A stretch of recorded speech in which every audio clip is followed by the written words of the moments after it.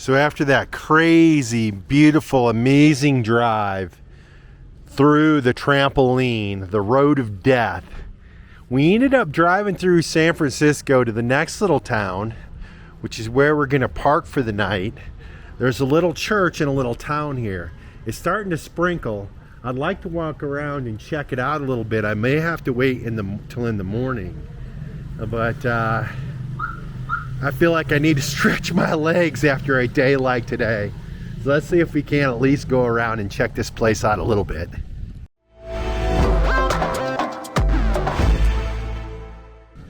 So this machine here, I don't know what it's made for. Maybe crushing sugar cane.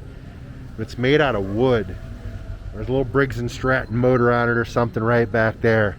I believe that might be a press for sugar cane to make sugar cane juice. But in any event, this is a nice little clean town. The restaurants are so nice.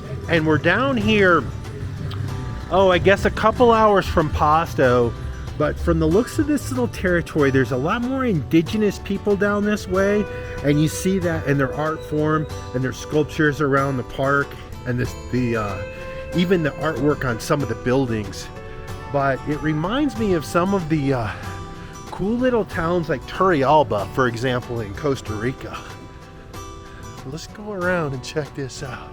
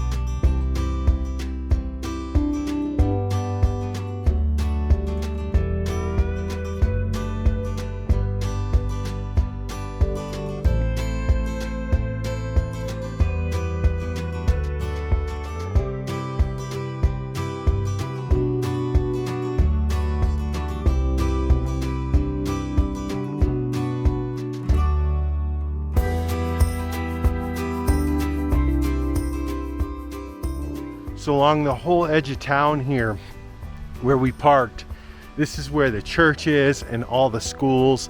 And you can see up here they have a pretty good big, I think it's a soccer stadium, sports field, maybe even a track around it. But for a rural town, this thing is a lot more modern than we're kind of used to seeing down here. Very unique and very cool. And as I said earlier, there are definitely a lot of indigenous people around here, so always adds to the interesting color and culture of a place.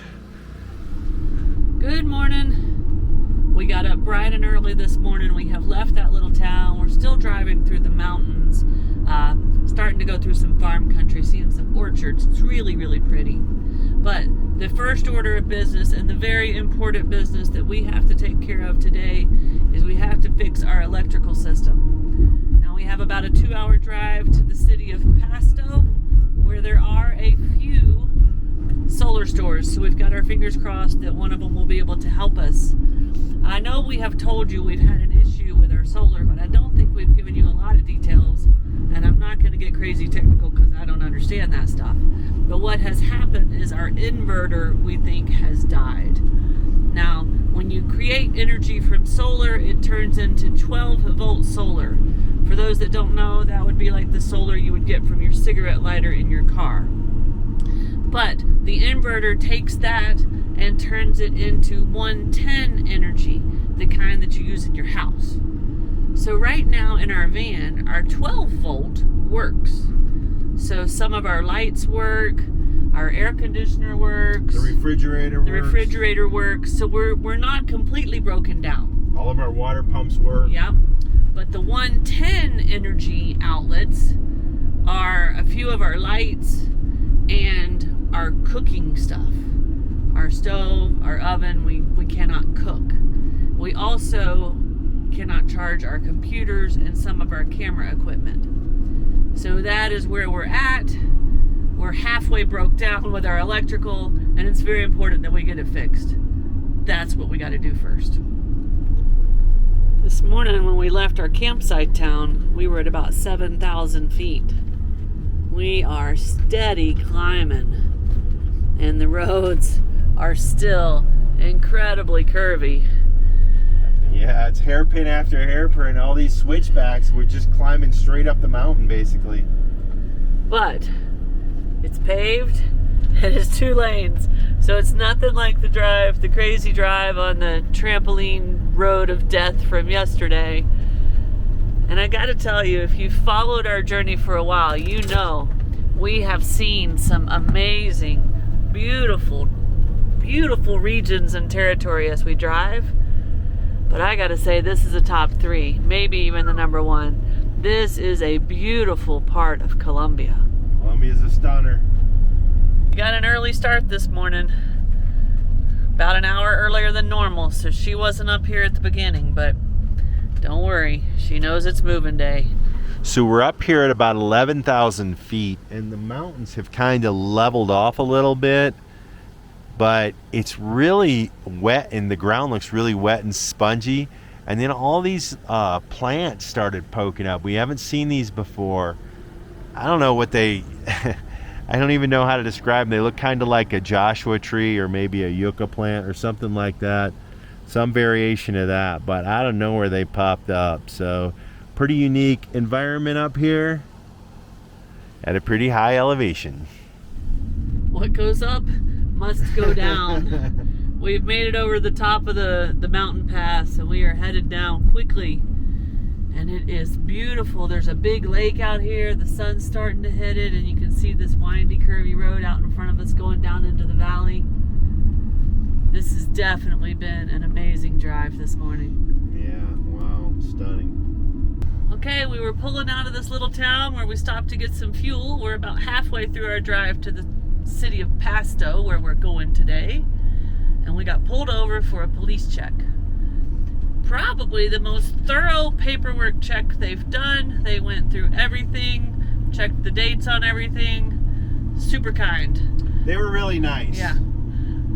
So, but and they were also stopping other vehicles behind us, so we weren't singled out, and it was just a routine checkpoint, and we're back on the road. So we've come down out of the mountains. We're going through a small, actually a good-sized little farming community, but we can see the city of Pasto in the distance that we're headed to. We should get there maybe around 10 o'clock, so the solar stores should be open by then. It was a beautiful drive, but now we're back on task fixing the electrical system. Alright, so our first adventure in searching for some solar equipment, an inverter, did not go well here in our town of Pasto. There's 3 solar stores here in this town that we could find on Google Maps. Only one looked like it would have what we needed. We have drove around in circles for an hour looking for it. We cannot find it, so either it's closed or the address is wrong. And this is a time when not being able to speak really fluent Spanish is a bit of a bummer. We have regrouped. First thing we're going to do is stop and get some breakfast because we're both a little hangry because this was frustrating. And then I think we're going to head 2 hours south to the next town where there's more stores, right, Kurt? Yeah. More stores, and see if we have better luck there. So we haven't talked much about the cats lately, but they're getting along just fine. And they absolutely love this place for different reasons. But they both love getting out in the nature. Look at G, he's like a big time explorer. So he likes to get out and smell the grass, but it's almost like he knows what he's looking for. And he's got a bit of wildcat in him, so he's always listening to sounds of lizards and frogs and stuff that's in the grass. He hears sounds that I don't hear. Vanna hears them too because they'll both stop in the same places.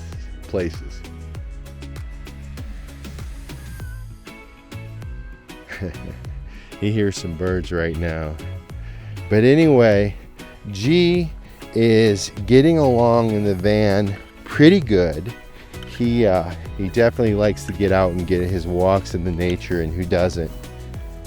It's all right, buddy. It's all right. Such a good boy. Such a good boy. Yes, you are. Such a good boy. So G got a little nervous there. So I don't know if you noticed that, but his tail gets all poofy and he kind of started running, and I wanted to let him run some and get some exercise. So while G's a bit like a wild cat, Vanna is more like a princess cat. Now, G is 12 years old and Vanna is 3 years old. So Vanna's still learning. So when she goes out into the nature, she's definitely more cautious and curious. So she takes her time, she goes slow. And recently, she's discovered these little crickets. And the crickets are the grasshoppers. And their grasshoppers are really small, but it's fun to watch her pounce on those. But she does a lot of really slow, kind of slowing down, smelling. She absolutely loves the birds. So when we get in an area where there's a lot of birds chirping and activities in the bushes, she goes crazy. But she is as craven for outside as G. Vanna is really startled by loud noises. So when we get a place out where there's not loud noises, then she can really relax and enjoy the nature, and she is really learning to kind of love the smells and all the feels of the grass running over her face and all that type of stuff. But when it comes to driving as a passenger, Vanna is definitely way more tranquilo than G Money. She's much more relaxed. As you guys know, she's our little dash kitty. All right, guys, I'm just going to stop right here, interrupt this vlog, and tell y'all that today kind of sucked. We tried to vlog it. We tried to take y'all along for the journey where we went looking for the solar part that we need to fix our electrical system. But it was a very hectic day, a very frustrating day, and a very grumpy day. So none of our vlogs turned out very well. But I will tell you that we went to Pasto, the big city, and we tried to find a couple of the stores. The traffic was very heavy. It was very congested. The address we were looking for turned out to not even exist. Then we just tried to find somewhere to have breakfast, and that seemed to take us an hour. The saving grace of this day was the drive from our campsite this morning to the big city where we hoped we would find some solar parts. Was beautiful. I'm happy we were able to share that with you guys. And then we gave up on the big city and just decided to head south towards Ecuador because there's a city by the border that also had some solar stores. That was just as much of a bust, just as frustrating. A lot of stores closed, opening at 2, closing at 3, didn't have the parts. Of course, we don't speak the language, which is our fault, but it made it even more difficult. Finally, at the very end, we found a store that had inverters, but only 1,000 watt. Our system needs 3,000 watts.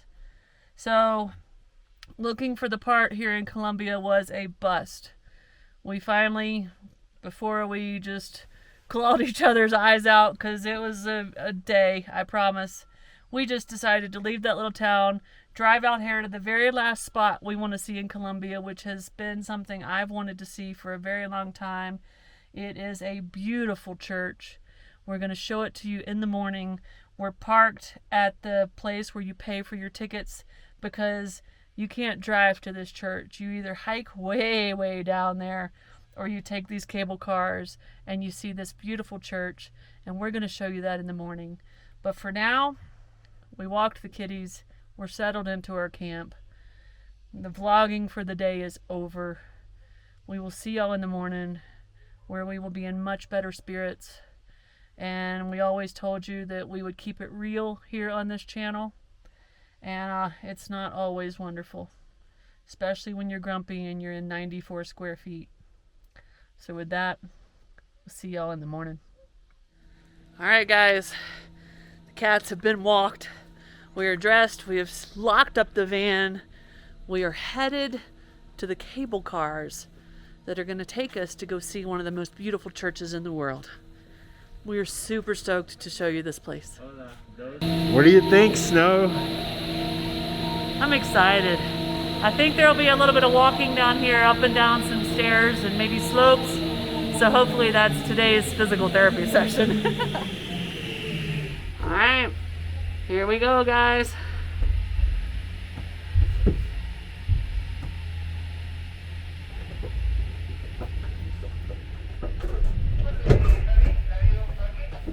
So as the cable car takes off, we're coming out here over these fields and we're dropping down into this little town. And over to our right side, you can just see this huge canyon. And we're coming down through the trees, but we just turned on the section where we're going straight down. So, wow. We can see the church. Oh, Snow can see the church. I don't quite have view of it. And you can see as we come down through these little homesteads down through here, it's just really authentic to this region. It looks like the kitchen's out back. And we've seen down in this area a lot of wood burning kitchen. You see the goat up there on top of the hill, and even up further they have some wood that they've cut and they're drying right there on the side of the field. And in the background we can hear the birds chirping.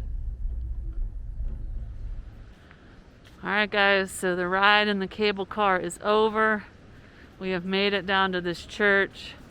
Here's our first view from the ground. Look at that thing. All right, let's get down there, Curdy.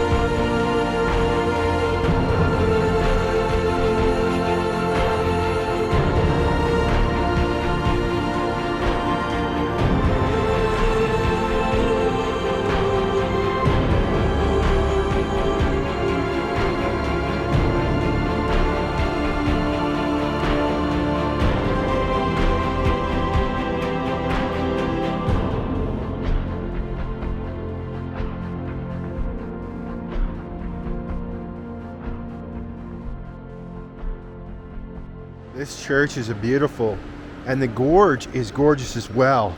And there's a little stairwell that goes down here under this bridge and down along the river. I saw it as we were kind of coming down to the church. So I'm going to go down here and check it out, see what it's like down here in the canyon. Snow's going to go up and check the waterfall out. And we decided to do it this way because this was a bit probably steep for her.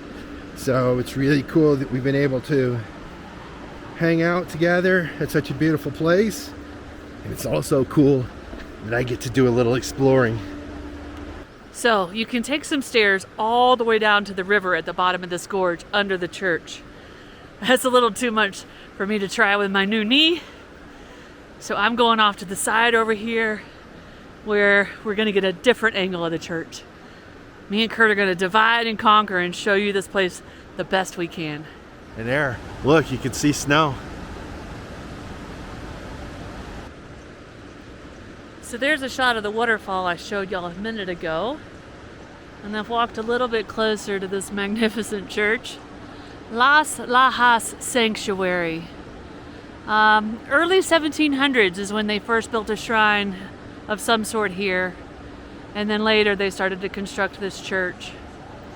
It was built here because there were some heavy floods, and a mom and her young daughter, who was deaf and mute, got caught in the floods and hunkered down in some of these little nooks and crannies of these cavern walls. The daughter, all of a sudden, legend says, spoke and pointed up to the rocks where there was a vision of the Virgin Mary.